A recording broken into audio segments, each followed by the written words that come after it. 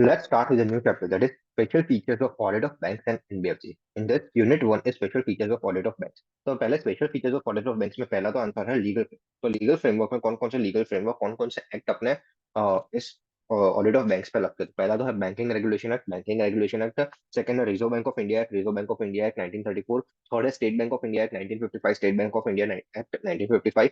Regional rural banks act 1976, regional rural banks act 1976। Fifth है companies act 2013, companies act 2013।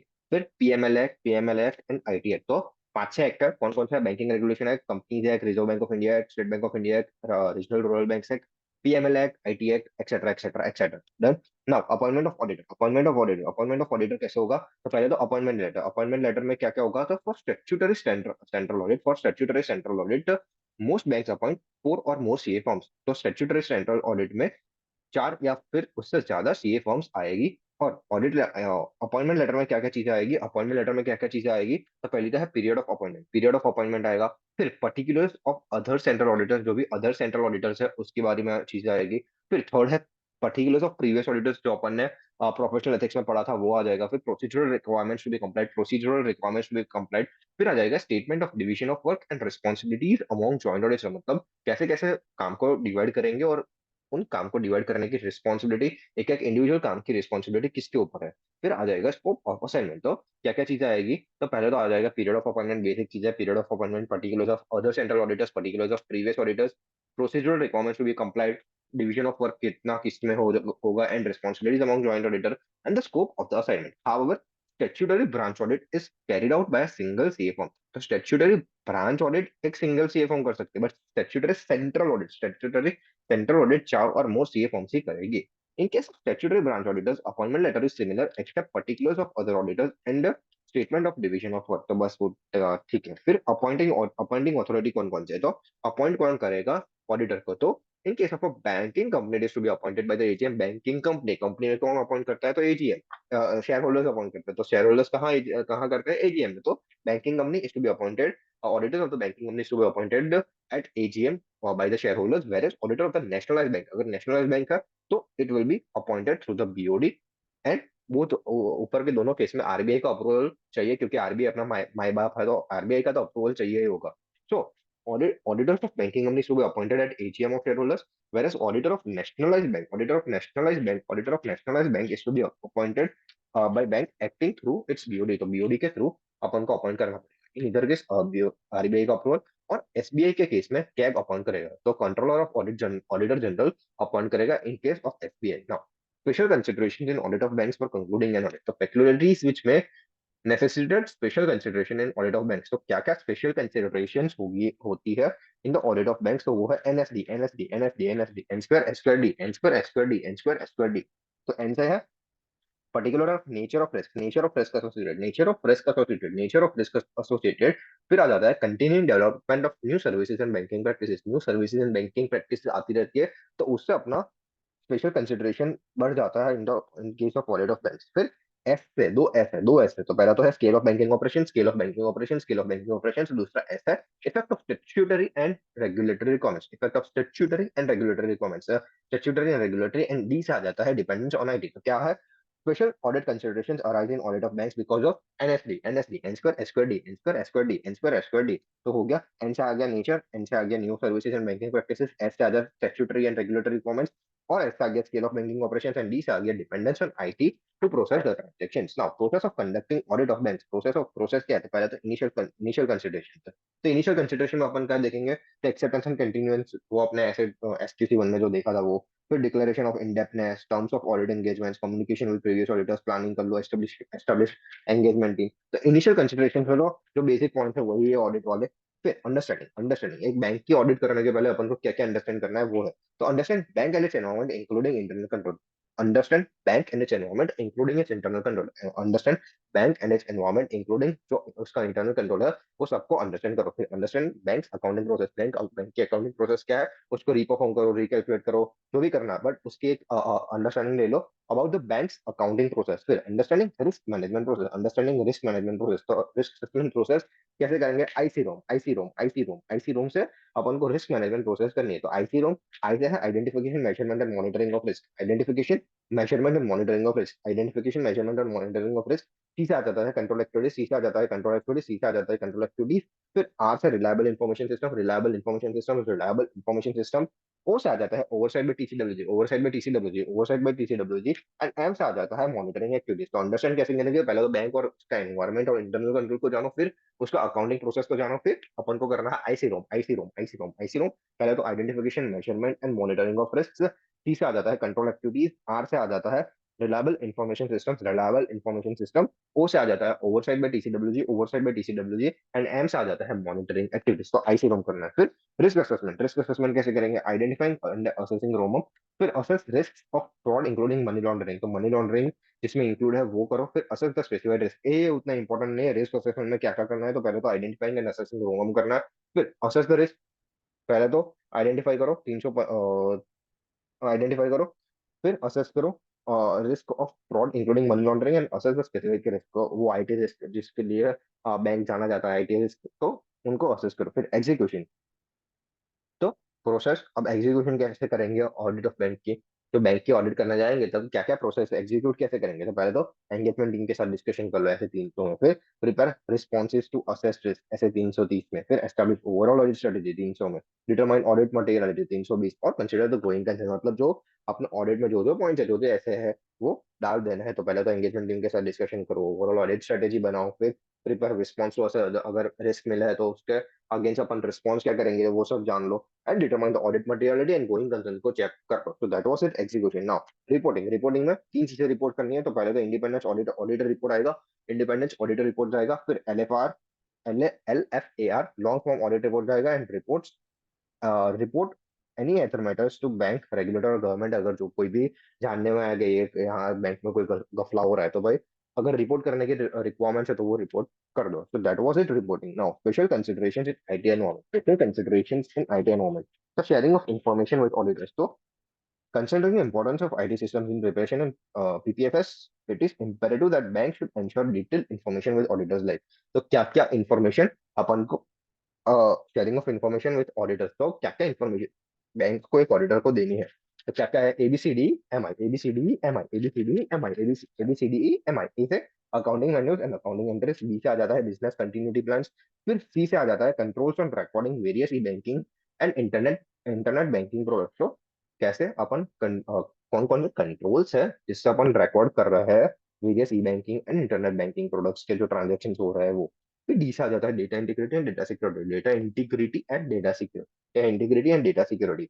फिर E से आ जाता है M I reports and major exception report. E से आ जाता है एक्सेप्शन रिपोर्ट्स, एंड एम से आ जाता है एम और आई से आ जाता है एम आई रिपोर्ट्स। तो क्या है इंफॉर्मेशन कौन कौन सी देनी है ऑडिटर को? तो क्या आंसर इसका क्वेश्चन क्या है? Considering importance of IT systems in PPFS, it is imperative that bank should share detail information. तो कौन कौन सी डिटेल इन्फॉर्मेशन देनी है? तो क्या क्या देना है? ABCD MI accounting manuals, accounting entries. B से बिजनेस कंटिन्यूटी प्लान। सी से आ जाता है controls on recording various e banking and internet banking products.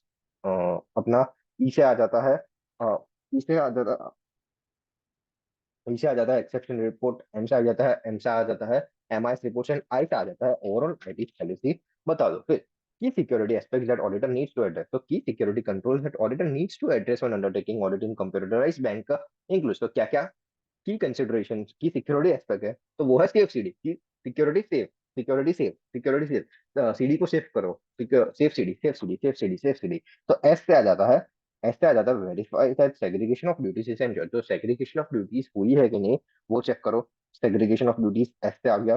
फिर ए से आ जाता है प्रिवेंट्स अनऑथराइज्ड अमेंडमेंट्स, मतलब कोई कोई बाहर से भलता आदमी आके अमेंडमेंट्स तो नहीं कर रहा है ना, तो वो देख लो अमेंडमेंट्स प्रॉपरली, जो भी अनऑथराइज्ड अमेंडमेंट्स नहीं हो रहा है ना वो देख लो। फिर एफ से हो जा रहा है तो ensure that in case of power failure system restarts without distorting record. तो मतलब अगर पावर फेलियर हो गया तो सिस्टम अपने आप रिकवर हो रही है कि नहीं वो देख लो।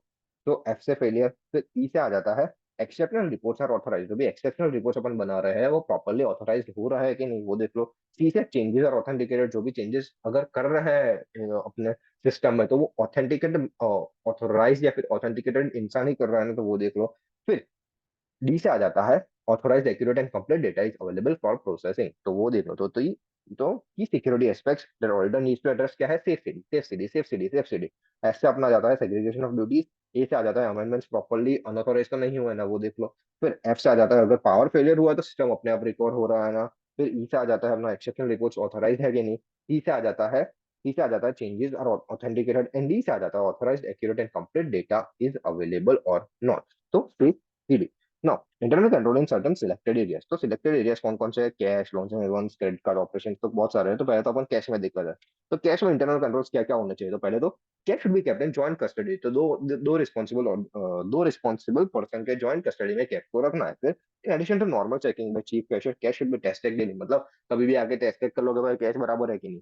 फिर cashier should have no access to customer ledger accounts and debit, तो जो कैश कलेक्ट कर रहा है उसको कस्टमर लेजर का एक्सेस मत दो, क्योंकि अगर उसको एक्सेस दे दिया तो वो कुछ भी झोल कर सकता है। तो no access to customer ledger accounts and debit. फिर payment should be made only after vouchers pass by authorised office, तो payment should be made only after vouchers pass by authorised, तो जो भी पेमेंट्स कर रहे हैं कैश के, तो वो ऑथराइज्ड ऑफिसर अगर बोले उसके बाद ही करना पड़ेगा। फिर high value cash receipt and payment should be verified by higher officer, तो अगर हाई वैल्यू कैश रिसिप्ट हो रही है और पेमेंट हो रहा है, कैश रिसिप्ट हो रही है या फिर पेमेंट्स हो रहा है, तो वो एक हायर ऑथराइज ऑफिसर के साथ ऑथोराइज हो जानी चाहिए। तो कैश में तो एकदम इजी है, टू टू रिस्पॉन्सिबल ऑफिसर के हाथ में कस्टडी होनी चाहिए, टेस्ट चेक डेली होना चाहिए, no access to customer ledger होना चाहिए। पेमेंट्स ऑथोराइज ऑफिसर के पूछने के बाद ही करो। हाई वैल्यू कैश रिसिप्ट और पेमेंट्स आ रहे हैं तो हायर ऑफिसर पूछ रहा है ना ऑथोराइज हो रहा है कि नहीं, वो देख लो। That was is cash, that was it cash. ना loans in advance, loans in advance में क्या करना है, तो डॉक्स चेक करना है, डॉक्स चेक करना है, डॉक्स डॉक्स एफ में तीन स्टार, तीन तीन बार एस, तो डॉक्स डॉक्स चेक करना है, डॉक्स। तो डी से क्या है, पहले तो डी से आ जाता है all necessary document should be executed by the parties before advances are made, तो अगर एडवांस दे रहा है बैंक किसी पार्टी को, तो दोनों के बीच में एग्रीमेंट हो रहा है और एग्जीक्यूट हुआ है कि नहीं वो देख लो। तो documents are properly executed, D से वो हो गया। फिर ओ से operation in each advance account should be reviewed at least once every year, तो जो भी ऑपरेशन डिपॉजिट रीपेमेंट जो भी आ रहा है वो एटलीस्ट वंस एवरी, एक साल में एक बार तो वो रिव्यू हो जाना चाहिए, एक बार में एक बार रिव्यू हो जाना चाहिए। फिर चीज आ जाता है bank should make advances only after checking the credit worthiness, अगर क्रेडिट वर्दीनेस है तो ही उसको दो, and credit worthiness of borrows and after obtaining sanction from the proper authorities, अगर उसके क्रेडिट वर्दीनेस है तो भी उसको लोन दो। फिर कैसे आ जाता है cap, all account should be kept kept kept kept kept, कहाँ पर कैप्ट कर लो, within the drawing limits and the sanction limit, within the drawing limit and the sanction limits. ना इसमें एक एमसीक्यू पॉइंट है, तो additional temporary limit, अगर कोई टेम्पररी लिमिट चाहिए may be sanction for maximum 20% off existing limit and 90 days tenure, तो अगर कोई एक्जिस्टिंग लिमिट के ऊपर कुछ करना है तो 20% off existing limit and 90 days tenure दे दो। फिर ऐसे है तीन तीन ऐसे sufficient margin should be kept. फिर all securities should be kept in joint custody, securities should be kept in joint custody of two responsible officers, and all securities should be registered in the name of bank, all securities should be registered in the name of bank। तो क्या है, docs docs docs docs, loans and loans में क्या check करना है, docs check करना है। तो डी से आपने देख लिया डॉक्यूमेंट्स, उसे ऑपरेशन देख लो। इसे क्रेडिट वर्दिनेस के से कैप्ट करो कहाँ, within the sanction limit के, और ऐसे हो गया sufficient margin, all securities joint custody में, all securities in the name of bank, so this is the loans and advances docs करो। फिर क्रेडिट कार्ड वर्दिनेस में क्या है, रैम्स करो। Credit card worthiness, credit card operation, sorry credit card worthiness क्या है, credit card operation में क्या करो, रैम्स करो, क्रेडिट कार्ड ऑपरेशन में रैम्स करो। तो आर से है prompt reporting by merchants of all settlements. पहले तो मैं इसमें एक प्रोसेस देता है, अगर रैम्स नहीं आ रहा है तो प्रोसेस देता है। तो पहले तो एप्लीकेशन जाएगा तो उसको स्क्रीनिंग करो। अब फिर क्रेडिट कार्ड इश्यू करना तो पहले उसको स्टोर करना पड़ेगा, तो स्टोरेज के issue, control over storage and issue of card, वो देख लो सेकंड पॉइंट हो गया।